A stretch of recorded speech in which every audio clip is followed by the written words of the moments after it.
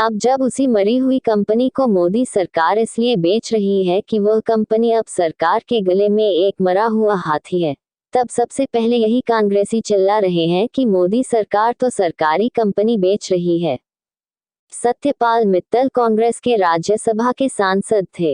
इससे पहले ये पंजाब कांग्रेस के नेता थे। उनके 3 लड़के थे जिनका नाम था राजन मित्तल, राकेश मित्तल और सुनील मित्तल था।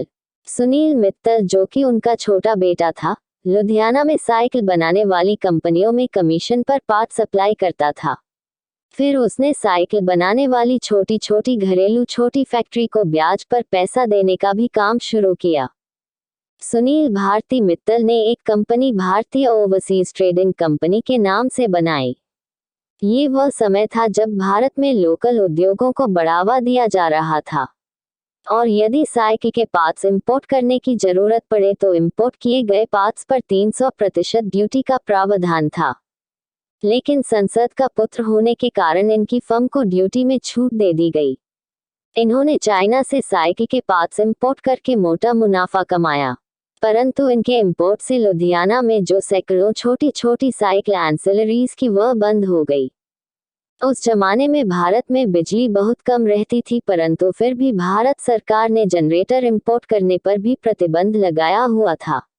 सरकारी नियमों और कायदों को एक ताक पर रखते हुए मित्तल जी ने सांसद होने के कारण अपने पुत्रों को पैसा कमाने के लिए भारतीय वर्ष नाम की इस कंपनी को विदेश से जनरेटर मंगाने के लिए अनुमति दे दी।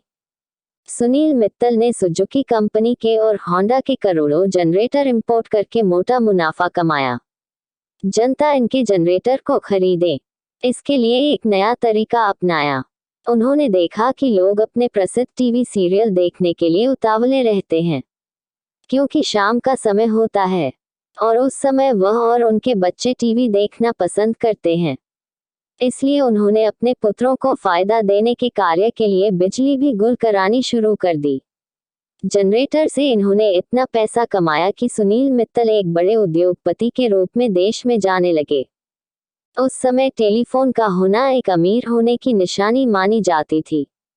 टेलीफोन कंपनी सरकारी होती थी। देश के उद्योगों को बढ़ावा देने के लिए इंडियन टेलीफोन इंडस्ट्रीज टेलीफोन बनाती थी, क्योंकि विदेश से टेलीफोन इंपोर्ट नहीं किया जा सकता था। पूरे भारत में सिर्फ लैंडलाइन फोन रोटरी डायल वाला होता था। पूरे भारत में 10 या 12 फैक्ट्रियां जो कि यह रोटरी डायल वाला फोन बना रही थी लगभग बंद जैसी हो गई।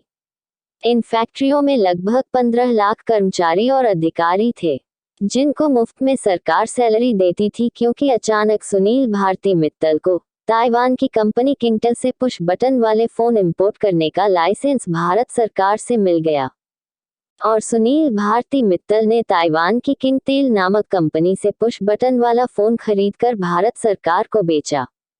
यानी इंपोर्ट कर रहे थे सुनील भारती मित्तल और खरीदार था भारत सरकार का टेलीफोन विभाग। उसके बाद सुनील भारती मित्तल ने ताइवान की कंपनी किंगटेल के मदद से भारत में पुश बटन टेलीफोन बनाने की फैक्ट्री ही लगा ली और अपने फोन को BSNL और MTNL में सप्लाई करने लगे। धीरे धीरे सरकारी कंपनी इंडियन टेलीफोन इंडस्ट्रीज बर्बाद हो गई, बंद हो गई। अब जब उसी मरी हुई कंपनी को मोदी सरकार इसलिए बेच रही है कि वह कंपनी अब सरकार के गले में एक मरा हुआ हाथी है, तब सबसे पहले यही कांग्रेसी चिल्ला रहे हैं कि मोदी सरकार तो सरकारी कंपनी बेच रही है।